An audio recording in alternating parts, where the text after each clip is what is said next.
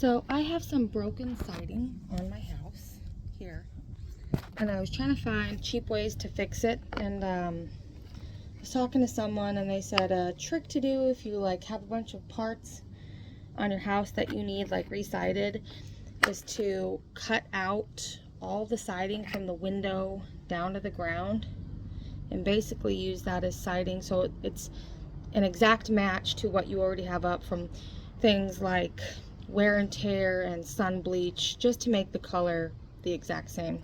But I really don't want to do that. I want to try something a little less invasive to this side of the house. So I bought this plastic welding gun, and it comes with a bunch of different things. Typically you want to use this for like plastics on your four-wheeler or car or something.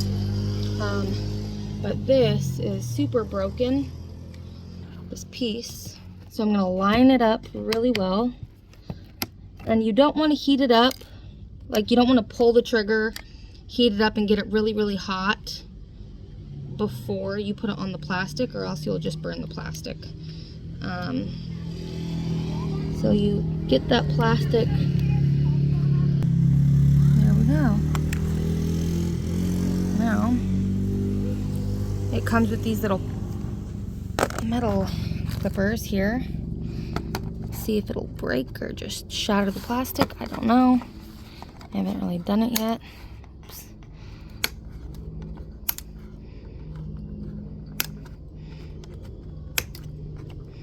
Even this one I left on just a little bit too long, but it's totally melted together.